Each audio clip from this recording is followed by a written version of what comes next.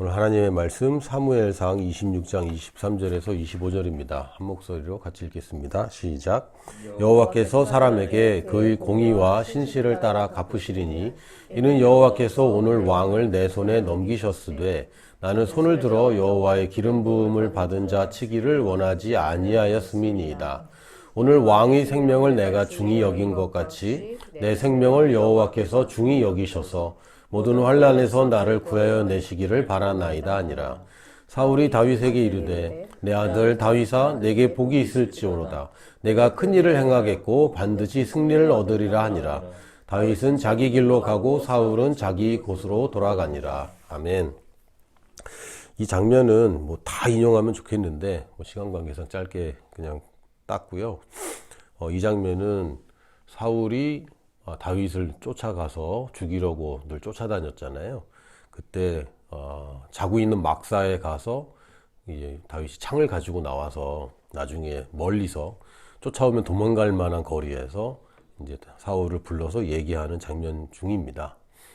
이런 경우가 두 번 있었죠. 크게 두 번 있어서 한 번은 동굴에서 살려준 적이 있고 또 한 번은 자고 있는데 몰래 가서 이렇게 물건을 가져와서 나는 당신을 해하지 않는다. 날 좀 쫓아오지 말아라. 이런 얘기를 하는데 실제로 다윗은 왜 사울을 건드리지 않았을까? 다윗이 철저하게 기름 부음 받는 자를 건드리지 않고 살거든요. 나중에 전쟁이 났고 또 사울을 절대 해치지 말아라. 이렇게 명을 내릴 정도로.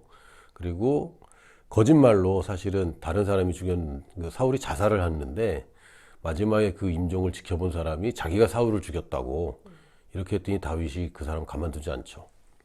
왜 이렇게 집착을 할까? 그냥 쉽게 그냥 사울을 죽이면 쉬울 것 같은데 다윗의 입장에서는 사실은 자기가 기름 부음 받은 자예요. 소년일 때에 사무엘이 와서 몰래 기름 부음을 해줬고 그때부터 다윗은 사실은 이 기름 부음 받은 자에 대한 믿음으로 살았습니다. 그래서 양을 짐승이 잡아가도 쫓아갈 수 있는 거예요. 모든 사람이 그렇게 해서는 안 됩니다. 근데 기름 부음 받은 자는 특징이 뭐냐면 왕이 될 사람인데 아직 왕이 안 됐잖아요. 그러면 하나님은 분명히 왕이 될 거라고 약속했고 나는 아직 왕이 아니고 그러면 안 죽어요. 죽을 수가 없는 거지.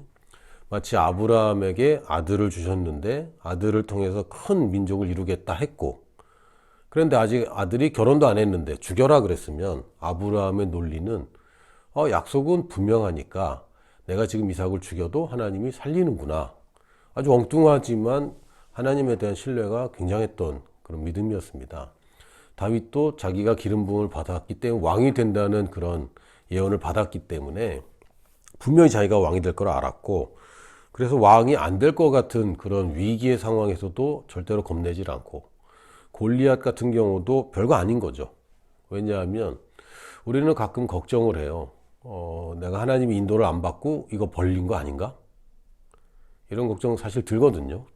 인도를 받아놓고도 그런 걱정이 들고요. 인도를 안 받았으면 당연히 들겠죠. 근데 다윗이 뭐 기도를 해보고 인도 받은 게 아니라 골리앗을 보고 제일 먼저 이 사람이 물어본 게 뭔지 아세요? 저거 잡으면 무슨 상 준대. 여기에만 관심이 있어요. 다윗은 하나님이 나와 함께 계시나? 이런 데는 관심이 없어요. 왜? 그건 당연한 거니까. 저 골리앗을 이기면 무슨 상을 준대? 이것만 물어보고 다니는 거죠. 관심은 오직 골리앗을 이길 수 있냐 없냐가 아니라 나는 기름 부음 받았기 때문에 아무도 나를 건드릴 수 없다. 왕이 되기까지는. 그래서 이 사람이 다윗으로 왕가를 이루기 때문에 내가 내 아들에게 왕좌를 물려주기까지 나는 실패할 수가 없다는 믿음으로 살았습니다. 그러고 보니까 사울도 기름 부음 받은 사람이잖아요. 그러니까 이 사람을 내가 해치는 순간 하나님이 기름 부음 받은 자를 보호하는 그 원리 원칙을 내가 깨버리는 거예요. 그러니까 하나님한테 계속 어필하는 거예요. 하나님이 기름 부어서 왕으로 세운 사람을 내가 안 건드리지 않습니까? 당연히 하나님도 나 보호해 주셔야 됩니다. 이런 논리로 접근을 하는데 나중에 알고 보면 이게 장기적으로 보면 어마어마한 사실은 전략이기도 했습니다. 특히 이제 그때 상황을 보면 사울은 자기의 호위병들을 데리고 다윗을 쫓아왔고 다윗과 사울이 떨어져 있는 상황에서 다윗이 지금 속삭이는 게 아니라 엄청 큰 소리로 계속 외치고 있는 거고 사울도 멀리 있는 다윗에게 큰 소리를 외치는 장면에서 사실은 다윗과 사울 두 사람만 있는 게 아니라 주위의 모든 사람이 다 이 장면을 듣고 있는 겁니다. 여기서는 사울이 뭐라 그래요? 내가 복이 있을 내 아들 다윗아, 네가 복이 있을 거야. 그러면서 네가 큰 일을 행하고 반드시 승리를 얻으리라. 잠깐만. 지금 누구랑 싸우고 있는데 야 네가 이길 거야 라고 고백을 해버리는 거죠. 그걸 누가 듣습니까? 사울의 신하들이 듣고 다윗에 따르는 자들이 듣습니다. 이 장면 말고 동굴에서 이제 사울을 죽이지 않고 나중에 얘기하는 장면에서도 보면 사울이 무슨 얘기까지 하면 다윗 나는 네가 왕이 될 걸 알아. 이런 얘기까지 해요. 그럼 누가 듣습니까? 사울의 신하들이 듣고 다윗의 부하들이 듣는 거죠. 이게 공식적으로 이게 별거 아닌 것 같지만 나중에 다윗이 왕이 되었을 때에 사울이 공식적으로 인정했다는 빌미가 됩니다. 나중에 다윗이 왕이 됐을 때 실제로 어려움을 많이 겪었는데 뭐냐면 유다 지파와 다른 11지파와 갈등이 생기는 거예요. 다윗은 유다 지파의 왕으로만 인정을 받았다가 나중에 이제 국가를 통합하게 될 때에 사울을 따르던 사람들이 다윗 편이 돼주지 않으면 계속 분열이 일어나는 거죠. 근데 하나님이 잘 인도를 해주셨고 다윗이 믿음으로 했는데 아마 다윗이 그때 사울을 처치했으면 굉장히 쉬운 길을 갔을지도 모릅니다. 근데 잠깐 쉽지만 나중에 굉장히 어려운 길을 갔겠죠. 통합이 안 되니까. 특히 베냐민 지파는 절대로 통합이 안 되죠. 자기 왕을 죽였는데 왕을 죽이고 왕이 된 자가 어떻게 왕의 정당성을 갖겠어요. 근데 다윗은 하나님의 약속은 분명히 이루어진다. 그렇기 때문에 나는 당연히 왕이 될 것이고 그러니까 이제 타협하지 않는 믿음을 발휘했던 겁니다. 하나님은 신실하시다. 우리가 이야기를 많이 하지만 정말 우리가 하나님을 믿고 있는가. 근데 신실하려면요. 두 가지 조건이 있어야 됩니다. 일단 능력이 있어야 돼요. 제가 저희 자녀들과 한 약속을 최대한 지키려고 애를 씁니다. 근데 못 지킬 때가 있느냐? 당연히 있죠. 아빠가 몇 시까지 갈게. 차가 막히면 못 갑니다. 날아갈 능력이 없어요. 또는 아빠가 나중에 기회가 되면 뭐 사줄게. 돈이 없으면 못 사줍니다. 그렇죠? 능력이 없는 사람의 말은 믿을 수가 없어요. 여러분이 누굴 도와주는데 그 도움 받는 사람이 제가 늘 이 은혜를 갚을게요. 보통 안 믿습니다. 왜냐하면 지금 내 도움 받고 있거든. 내 도움 받고 있는 사람이 나한테 갚을 능력이 없으니까 지금 내 도움 받는 거고 하찮은 나의 도움을 받을 정도이기 때문에 그 사람의 말은 믿을 수 없어요. 그리고 이 사람이 나아진다고 해도 나를 도와줄 가능성은 별로 없습니다. 왜요? 능력이 없으면 믿을 수 없어요. 또한 능력은 있다고 해서 다 믿을 수 있는 건 아니죠. 일단은 선해야 믿을 수 있습니다. 능력 있는 사람들이 얼마나 능력 없는 사람들을 착취하고 뺏어갑니까? 믿을 수 없어요. 이 사람들 하는 얘기를. 저도 뭐 순진하게 사회생활 경험이 없을 때 순진하게 그냥 사람들 말 잘 믿던 때가 있는데 사실은 지금도 잘 넘어갑니다. 잘 속습니다. 사람들이 자기가 귀가 얇다고 그러는데 다 귀가 얇습니다. 사람 귀는 다 얇아요. 잘 넘어가는데 이 사람이 선하지 않다면 신뢰할 수 없는 거죠. 근데 선하기만 하고 능력이 없어도 믿을 수 없고 능력은 있는데 선하지 않으면 그 사람은 신뢰할 수 없습니다. 그 전제 조건이 뭐냐면 하나님은 전능하시다. 그리고 하나님은 공의로우시다. 이게 분명해져야 하나님은 신실하시다란 말을 할 수 있습니다. 혹은 하나님을 신실하시다라고 말한다면 그분이 전능하심과 공의로우심을 우리가 다 통합하는 거죠. 그래서 전능하신 하나님과 공의의 하나님을 합치면 결과적으로는 신실하신 하나님이 나옵니다. 신실하다는 얘기는 하나님은 믿을 만한 분이다 라고 표현할 수 있겠어요. 심지어는 하나님은 내가 안 믿어도 신실하십니다. 여러분이 믿을 때에만 하나님이 신실한 게 아니라 내가 믿건 말건 하나님은 늘 신실하시고 내가 하나님 모를 때에도 하나님은 하나님이 약속하신 것들을 지켜오셨습니다. 내가 태어나기 전에도 예수님을 그리스도를 메시아를 이 땅에 보내겠다는 약속을 했고 그걸 오랜 세월에 걸쳐서 그 일을 완수하셨죠. 단지 속도의 문제이지 하나님은 늘 신실하십니다. 로마서 3장 3절에는 이렇게 얘기해요. 어떤 자들이 믿지 아니하였으면 어찌하리요. 그 믿지 아니하면 하나님의 미쁘심을 패하겠느냐. 어떤 사람이 믿지 않는다고? 그래서 그렇다고 그 사람이 안 믿는다고 하나님이 그럼 신실하신 분이 아니냐? 이게 아니라는 거죠. 하나님이 없다 그러면 하나님 없어집니까? 그렇지 않습니다. 아, 나 하나님 못 믿겠어. 그렇다고 이분이 못 믿을 분이 되는 게 아닙니다. 나만 못 믿을 뿐이지 하나님은 늘 믿을 만한 분이죠. 왜요? 이것은 하나님의 본성이기 때문에. 하나님의 전능하심이 하나님이 뭐 이랬다래 어떨 때는 전능하다 어떨 때는 무능하다 이렇습니까? 그게 아니죠. 변함없는 하나님의 성품이고 본성이고 하나님의 공의도 어쩔 때는 의롭고 어쩔 때는 좀 타협하고 원칙을 어기고 그렇지 않습니다. 그게 하나님의 본성이기 때문에 하나님의 신실하심도 사실은 본성입니다. 나한테는 별로 안 신실하셨던 것 같아 라고 얘기하는 것은 우리가 착각하고 있는 거죠. 그래서 이 얘기가 한국 속담은 아닌 것 같아요. 누가 그렇게 얘기했는데 개가 짖어도 기차는 간다 이런 얘기를 전 했거든요. 옛날에 아마 대선 때인가 그럴 때인가 뭐 사람들이 계속 막 비판하고 그러니까 뭐 개가 짖어도 기차는 그냥 갑니다 뭐 이런 얘기를 했던 것 같아요. 근데 정말 개가 짖어도 기차는 그냥 갑니다. 그 개 짖는다고 기차가 어이구 가면 안 되겠다 이럴 수 없고요. 기차를 막아서는 자는 기차에 치입니다. 이걸 가지고 하나님이 치셨다 그러고 하나님 심판하셨다고 표현할 수도 있는데 이런 짓을 하면 곤란한 거죠. 이거는 복 못 받는 길이고 하나님을 대적하면서 어떻게 하나님을 이길 생각을 합니까? 그건 불가능하고 우리는 그저 하나님의 기차에 올라타는 자가 되는 게 우리의 가장 올바른 선택입니다. 하나님의 방향, 철로를 바꾸려고 애쓰는 거 무의미합니다. 나만 힘들 뿐이고 기차 안에 탔는데 여러분 기차 밀어본 적 있어요? 저 어릴 때 차 타고 그 앞자리 밀어본 적 있어요. 빨리 가라고. 전혀 변화가 없더라고요. 나중에 이게 얼마나 어리석은지 알게 됐죠. 그 일화 중에 하나가 아프리카에서 이 선교사님이 이제 할머니들이 큰 짐을 아프리카도 머리에다 짐을 져요. 참 희한해. 그러니까 머리에다 이고 가니까 선교사님이 이제 힘드니까 차에 태워줬단 말이죠. 근데 이 할머니가 머리에 계속 이고 있는 거야. 내려놓으라고 괜찮다고 왜 힘들게 머리 이고 있냐고 그랬더니 아유 날 태워주는 것도 고마운데 어떻게 짐까지 맡기냐고 이 오해하고 있는 거죠. 사람들이 이러고 삽니다.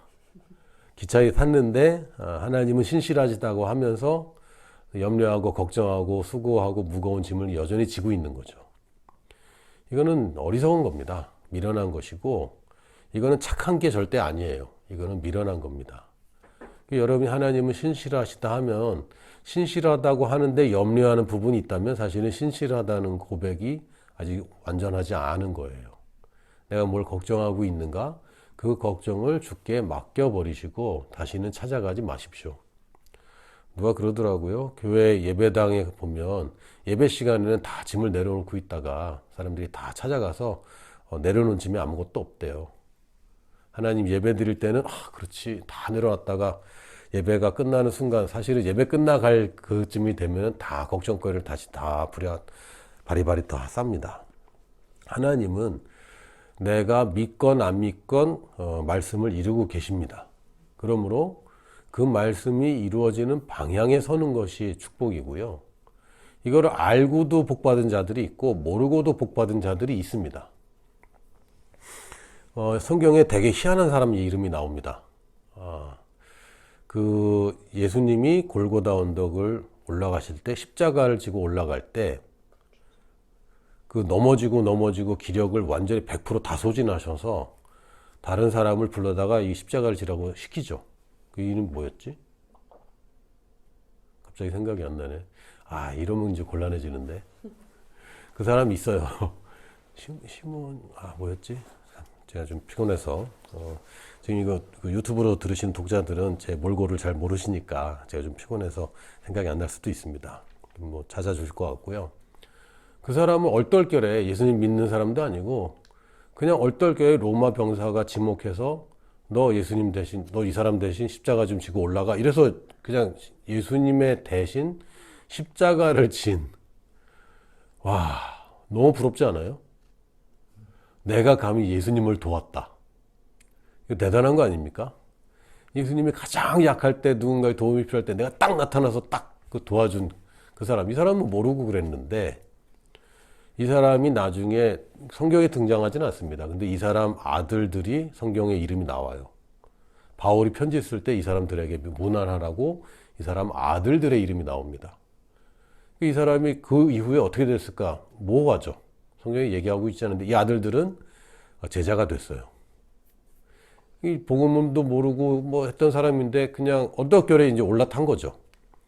주님의 가는 길을 예비한 사람이 돼버려서 집안이 축복을 받았습니다. 이제 이런 일들이 생기는 것이 뭡니까? 하나님은 이 사람이 몰랐죠. 전혀 몰랐는데 그냥 이렇게 됐어요. 저도 예전 예담교회, 지금 그리스도의 대사들교회에 다니게 된 계기가 되게 유치하고 창피합니다. 다니게 된 계기가 원래 큰 교회 다니고 있었는데 집 근처에 제가 고3 때 여학생 한 명에게 사귀자고 그랬어요. 그런데 거절당했어요. 그래서 그 교회를 못 다니겠더라고. 그래서 어머니 다니는 교회로 옮겼습니다. 그래서 뭐 내가 뭐 말씀 생활을 잘하겠다, 이 복음에 이렇게 답이 있다, 뭐 이래서 옮긴 게 아니라 내 실수를 저질러서 창피해서 옮겼는데 잘 옮긴 거죠. 그래서 30년이 넘도록 지금 그 목사님을 섬기고 또 이렇게 뭐 지금은 뭐 독립해서 나왔지만, 그래서 하나님의 말씀을 이루고 계시지 않다면, 하나님이 약속을 안 지키고 계시다면 이 세상 돌아가는 게 나한테 달렸을 거예요. 그러나 그렇지 않습니다. 하나님의 말씀을 이루고 계시기 때문에 내가 그 말씀의 방향으로 편승하기만 하면 나는 형통한 삶을 살게 됩니다. 나무가 옮기지 않고 나무가 있는데 시냇물이 이렇게 나무를 향해서 뻗어오는 게 아니고, 나무가 옮겨서 심어져서 시냇가에 심은 나무가 되는 것이고, 내가 뿌리를 시냇가에 계속 내리고 있으면 그 잎사귀가 마르지 않고 철을 따라 과실을 맺게 됩니다. 하나님의 신실하심을 생각할 때 몇 가지로 구분을 해봤어요. 첫 번째는 하나님은 그분이 하신 약속에 신실하시다. 결국은 성취됩니다. 하나님의 약속은 성취가 됩니다. 고린도후서 1장 20절에도 하나님의 약속은 얼마든지 그리스도 안에서 예가 되니 그런즉 그로 말미암아 우리가 아멘하여 하나님께 영광을 돌리게 되느니라. 하나님이 약속한 바가 있다면 이것은 결국은 성취됩니다. 그때까지 시간을 우리가 기다리고 기뻐하며 기대하며 고대하면서 지내는 이 시간을 우리는 인내라고 부릅니다. 그러니까 인내가 어렵다고 하는 건요, 인내 다음에 있는 결과가 뭔지 모를 때 어렵습니다. 근데 인내 다음에 오는 결과가 분명해지고 그것이 큰 거를 알면요, 인내하는 시간이 즐겁습니다. 어제가 저희 막내 생일이었거든요. 카운트다운을 작년부터 하는 거지. 이제 아빠 12월이야 이제 1월 되면 자기 생일이래. 야 근데 3일 네 생일 3일 전에 아빠 생일인데, 그랬더니 아니 아빠 그건 별로 안 중요해. 그런 얘기는 안 하는데 얘 태도는 그렇지 아빠 생일이지, 그런데 내 생일은 언제야. 계속 카운팅하는 거죠. 이게 인내입니까? 물론 조금의 괴로움이 있죠. 왜 빨리 안 오지? 막 이런 괴로움이 있지만 생일이 올 거는 누구나 다 기대하고 있잖아요. 분명하게 오는 거잖아요. 그래서 얘는 인내를 즐겁게 합니다.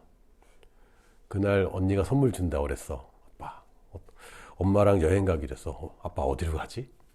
이게 인내예요, 사실은. 신실하신 하나님을 믿는 자는 인내가 쓰다, 안 씁니다. 쓸 수가 없어요. 물론 괴로울 때가 있죠. 다윗도 뭐 고생 한두 번 하는 사람이 아니잖아요. 이 사람은 자기가 왕이 될 사람인가를 분명히 알았고, 그때 즐겁게 행복하게 살았습니다. 물론 고통은 많이 당했지만 그때마다 쓴 시편 보면 그 시편이 어디서 나왔습니까? 다윗이 맨날 도망 다닐 때. 이때 이 아름다운 시편들이 다 나왔죠. 하나님의 약속은 성취됩니다. 시간 인터벌만 있을 뿐이다. 또한 하나님의 부르심에는 후회함이 없다고 그랬습니다. 부르심은 하나님이 분명코 이루십니다. 여러분이 부르심에 분명해지면요, 인생이 쉬워져요. 그 길로 가면 무조건 이루어지거든. 근데 자기 부르심이 명확하지 않으면 자꾸 여기 갔다가 여기까지는 가면 안 되는구나, 벽에 부딪혀서 돌아오고, 또 이쪽 길로 갔다가 여기까지는 안 되는구나 하고 돌아오고, 계속 좌충우돌하게 되는데 인생의 방향성이라는 게 분명히 있습니다. 우리가 이 땅에 그냥 아프지 않고 건강히 살고, 배고프지 않게 부유하게 살고, 그냥 편안하게 살다가 가는 게 아닙니다. 이 땅에 태어난 목적, 사는 목적, 또 죽어야 된다면 그 죽을 수 있는 그 목적. 이 목적 다 이루고 나면 나 이 땅에 살 이유가 없어지는 그 목적. 이걸 부르심이라고 부르고, 하나님이 부르심 그곳에는 분명히 이루심이 있습니다. 그래서 데살로니가 전서 5장 24절에 보면 너희를 부르시는 이는 미쁘시니 그가 또한 이루시리라. 우리가 이루는 거 아니에요. 겸손해져야 됩니다. 우리가 어떻게 하면 성공할까, 어떻게 하면 돈을 많이 벌까, 어떻게 하면 사회적으로 명망을 쌓을까 많은 걱정하는데 부르심을 이루는 데 집중하고 있으면 하나님이 이루시게 합니다. 이것만큼 편리한 게 없죠. 근데 많은 사람들이 하나님을 섬기고 자기는 고생하는 그림을 자꾸 가지고 있는데 아닙니다. 하나님은 부르심을 이루시는 것을 원하기 때문에 내가 갖춰지고 안 갖춰지고 내가 뭐 잘하고 못하고 그보다 더 중요한 것이 하나님의 부르심은 분명히 이루십니다. 그 길에 가는 자가 수월하게 그것을 이루는 거죠. 저는 선교지에 있을 때 선교사들이 늘 하는 고민 있어요. 뭐냐면 그 선교지의 영혼들을 사랑하기가 쉽지 않다. 선교사 되기 전에는 그런 뭐라 그럴까 환상을 갖고 있어요. 선교지 가면 딱 사람들 만나고 예수님을 딱 믿고 그러면 막 제자가 되고 막 얼마나 좋을까. 애들 좋아 뭐 사랑해주고 막 나한테 안기고 막 이러면 얼마나 좋을까. 내가 처음으로 정말 시골, 완전 시골, 외국인이 한 번도 가지 않은 시골에 딱 갔을 때 환상 다 깨졌죠. 애들이 저를 보고 울면서 도망가요. 백인을 처음 봤어.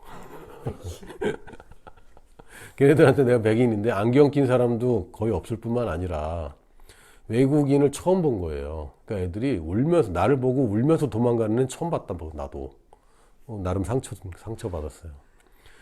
그러니까 이게 선교지에 있는 사람들이 다 나를 환영할 것 같지만 그렇지 않거든요. 나를 이제 뜯어먹으려는 그런 사기꾼들도 많고, 정말 법 없이 사는 사람들이라 정말 법이 없거든요. 착하냐? 착하지. 근데 또 착하기 때문에 굉장히 순수하게, 이기적입니다.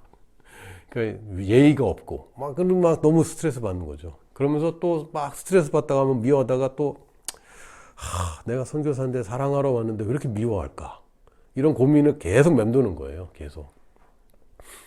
제가 인도 선교여행 갔을 때, 그때 선민이 선호 같이 갔을 때, 도착하자마자 제 지갑이 소매치기 당했어요. 그때 이제, 내 경비는 이제 교회에서 대주긴 하는데, 또 내 용돈은 내가 가져가야 되잖아. 그때가 제가 돈이 제일 없을 때예요. 전도사 시절에. 그래서 제 여비로 가서 쓸 수 있는 돈 2만 몇천 원 들고 갔어요. 2만 몇천 원 환전해서 가져간 거지. 그러니까 20불 정도? 딱 내 용돈이야. 이거를 이제 10일 동안 요걸로 나는 용돈을 써야 돼. 그걸 훔쳐갔어. 그리고 빈털터리가 된 거죠. 졸지에. 리더인데, 나는 리더인데. 그때부터 이 사람, 거기다 뭐 인도 여행 가면 사기를 몇 번 당했더니 볼 때마다 의심하기 시작하는데 나중에 성령님께서 딱 한마디 하시고 너 여기 왜 왔어? 그러시더라고요. 그때 정신이 바짝 나더라고. 내가 사랑해 주러 왔는데 미워하고 의심하고 있는 거죠. 근데 이게 현실이에요. 그래서 선교사들이 이제 사역을 하다가 부딪히고 잘 안 되고 그럴 때마다 내가 사랑이 없어서 이렇구나 막 이렇게 회개하는데 제가 요나서를 보면서 그 패턴, 제가 생각했던 그 고정관념이 완전히 깨졌어요. 요나는 성경에 있는 가장 성공적인 선교사입니다. 이 사람이 니느웨에 갔는데 왜 요나를 보냈을까? 그 사람들이 얘기하는 거는 이 사람이 니느웨 말이 가능한 사람이지 않았을까? 그 요나를 보냈는데 아시다시피 요나가 니느웨 사람들을 사랑했습니까? 미워했습니까? 끝까지 미워했어요. 니느웨 사람들을 미워하시되 끝까지 미워하셨더라. 오죽하면 마침 다시스로 가는 배가 있다고 낼름 올라타갖고 이 사람이 보통 사람이 아니거든. 하나님 은성 다 분별하고요. 훌륭한 사람입니다. 왜냐하면 배가 풍랑이 오니까 자기를 던지라고. 그렇게 말할 수 있어? 어지간한 사람이 이렇게 못하죠. 근데 대단한 사람입니다. 도덕적으로나 윤리적으로나 성품으로 훌륭한 사람입니다. 근데 니느웨만 미워해. 약간 우리나라 다 선교를 하는데 일본 놈들은 내가 못 참아. 막 약간 이런 느낌? 영혼들을 모든 영혼을 사랑하는데 중국 사람 보면은 막 화나는 막 약간 이런 느낌? 그보다 아마 더 했죠. 왜냐면 당시에 니느웨가 유대인들을 핍박하고 정복하고 약탈하고 그랬거든요. 이해됩니다. 그 요나가 결국에는 물고기 뱃속에 3일 이제 고통을 당하고 누가 그러더라고. 하나님이 물고문하셨다고. 물 잔뜩 먹고 쩔어갖고 이제 나와갖고 어쩔 수 없이 전하는데 이 사람 굉장히 성의 없게 전합니다. 그리고 하나님이 회개하라고 전화를 하는데 이 사람 심판만 얘기해요. 회개 얘기 한마디도 안 해. 어떻게 저렇게, 저는 불신지옥만 얘기하는 거죠. 그런데 이게 뭐야? 왕까지 회개를 해요. 선교 역사상 반나절 만에, 복음 전하고 선교사가 도착하고 반나절 만에 이렇게 저주의 말을 퍼부었는데 왕부터 모든 국민들이 회개하고 돌아온 역사는 없어요. 근데 이런 일이 벌어진 거예요. 그리고 하나님이 나중에 기회를 줬는데 이 사람은 멸망을 원하기 때문에 멸망하는 거 구경하려고 계속 구경하고 있는 거지. 와, 어쩜 저렇게 미워할까? 저 정도 되면은 그래도 회개하지 않을까? 근데 끝까지 미워합니다. 그리고 회개하는 장면이 안 나와요, 아예. 그리고 끝납니다. 장면이 끝났는데 가만 보니까 요나는 사랑하지도 않았고 이 사람이 뭘 잘했다고 볼 수 없어요. 근데 니느웨는 회개하고 돌아왔어요. 이게 뭡니까? 하나님의 계획이 신실하기 때문에 내가 좀 못해도 이거는 크게 지장이 없어요. 여러분 인생은 망칠 수 있어요. 하나님 계획은 우리가 못 망칩니다. 그 정도로 내가 그 하나님과 대등한 사이는 아니잖아. 하나님과 창조주로서 서로 겨루거나 가끔 제가 죄책감에 너무 빠져 있는 사람들 가끔 만나거든요. 제가 이렇게 해요. 네가 뭔데 하나님 계획을 네가 방해했다고 생각해? 자기가 교회를 망쳤고 막 네가 뭔데 예수 그리스도의 몸을 네가 그렇게 망쳤다고 생각해? 택도 없는 소리다. 네 인생은 망칠 수 있지만 하나님의 계획은 못 망친다. 죄책감 가질 필요 없다. 근데 우리는 우리 인생 망치기 싫으니까 어떻게 해야 됩니까? 하나님의 부르심대로 가면 실패할 수가 없습니다.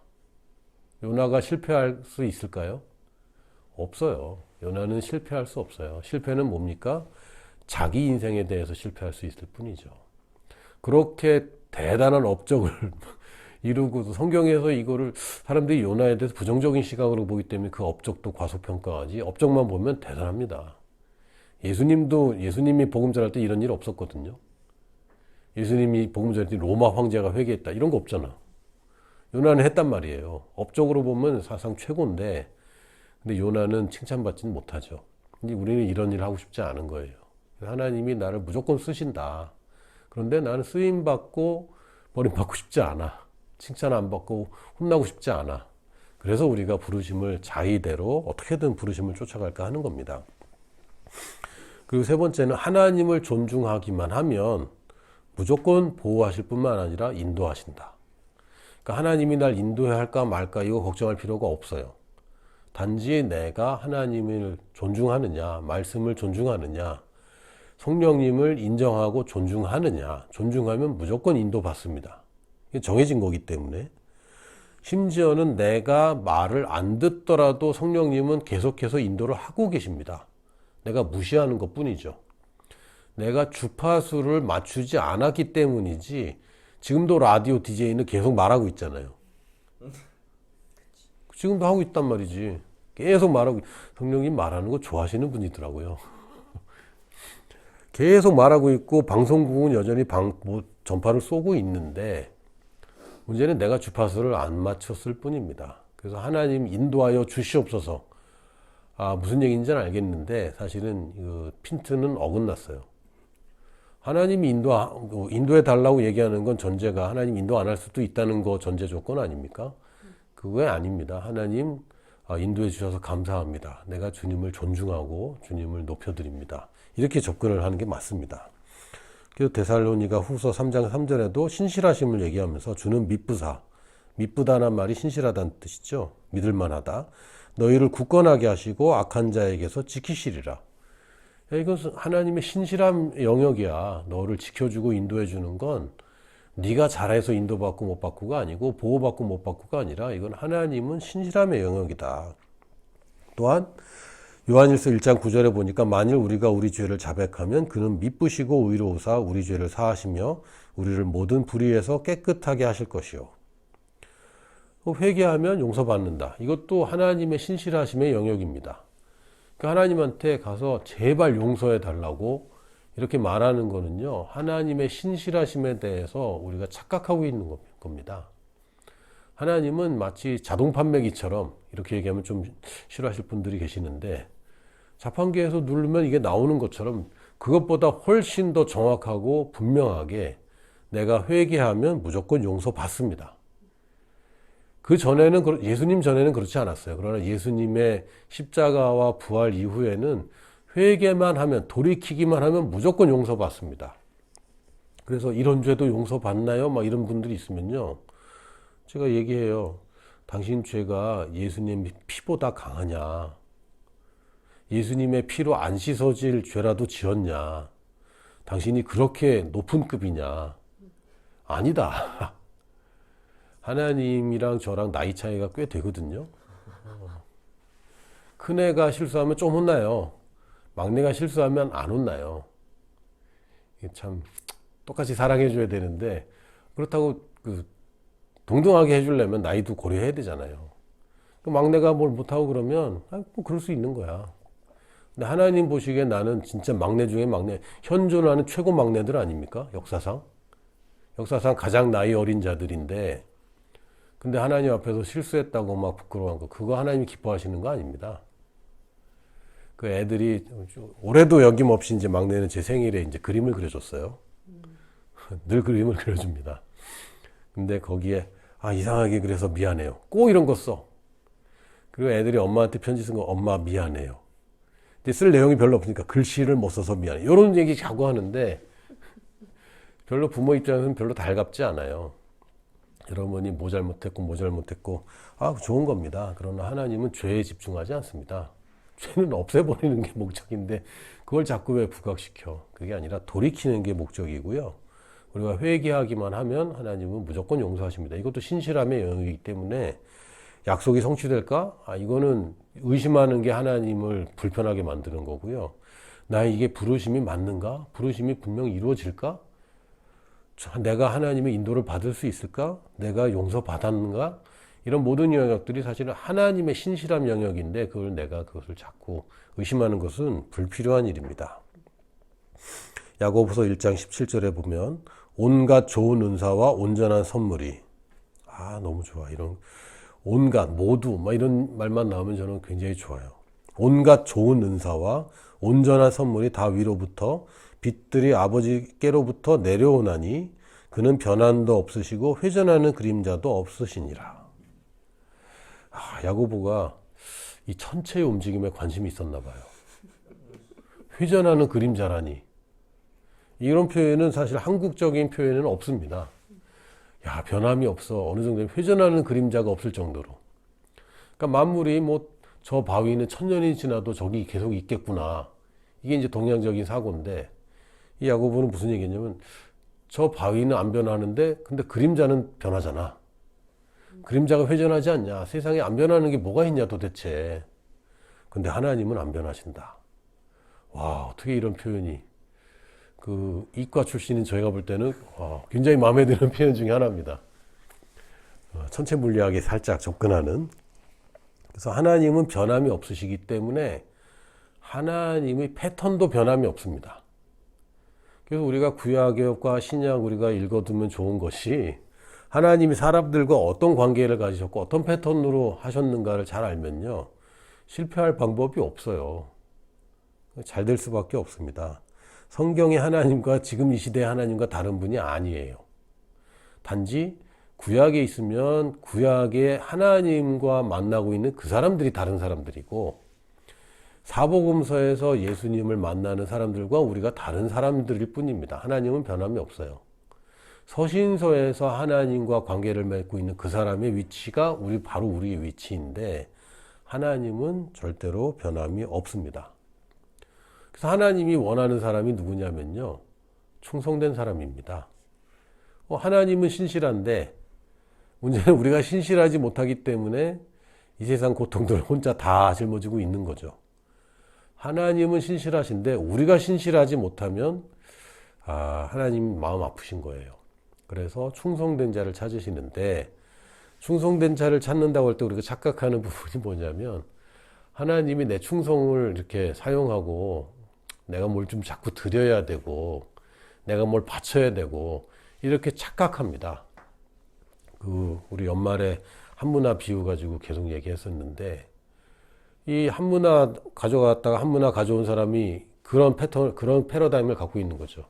이건 주인 거고, 주인이 날 시켜서 주인이 돈 벌려고 하는구나, 이렇게 오해하고 있으니까 주인 돈 버는 게 뭐 자기가 막 이렇게 열심히 할 이유도 없고, 그거 잃어버리면 혼난다고 생각하니까.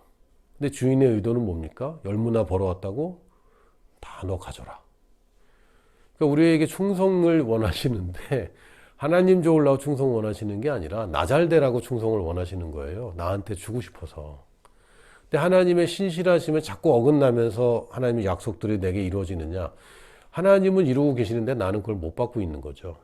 그래서 내가 작은 일에 충성될 때에 큰 일을 맡겨주시려고, 작은 일에 충성된 자가 고생을 해야지 뭐 잘 되는 게 아니라, 하나님은 큰 일 맡겨지기 위해서 작은 일을 잘 수행하는 성실한 사람을 찾고 계시고, 그럼 더 큰 일을 맡기고 더 큰 일을 맡기는 겁니다. 이게 하나님이 찾고 계신 목적이에요. 하나님이 솔직히 나 같은 거 필요하시겠습니까? 나 없으면 뭐 하나님이 일 못 하시겠습니까? 그냥 어나더 원입니다. 저는 솔직히 그냥 세상에 많은 사람들 중에 한 사람일 뿐이고, 나보다 믿음 좋은 사람이 한둘이겠습니까? 나보다 설교 잘하는 사람이 한둘이겠습니까? 그냥 어나더 원입니다. 원모 펄슨인데, 그런데 하나님은 나한테 기회를 주고 싶어서, 야, 이거 작은 거 맡기니까 잘해봐라. 이거 잘하면 내가 더 좋은 거 맡길 거야. 근데 네가 이 작은 일을 소홀히 하면 더 좋은 거를 맡길 수가 없어. 여러분들이 작은 일에 충성하십시오. 지금 맡은 바 일에 성실하지 않으면서 하나님이 어떻게 부르심을 여러분을 통해서 이루어 가시겠습니까? 그래서 그런 측면에서 우리가 준비해야 되고, 또 인내해야 되고, 또 참아야 되고, 우리가 믿음을 가져야 되는 것이지, 절대로 여러분 문제를 해결하기 위해서 하나님 사용하는 쪽으로 접근하지 마시고, 나는 하나님의 인도함을 받고 하나님이 일을 하기 때문에 난 믿음을 발휘하는 것이고, 그런 가운데 지금 내가 겪고 있는 문제들이 어떻게 해결이 안 될 수가 있어? 이런 방향으로 이제 설정을 잘 하시면 좋겠습니다. 예수님의 이름으로 축복합니다.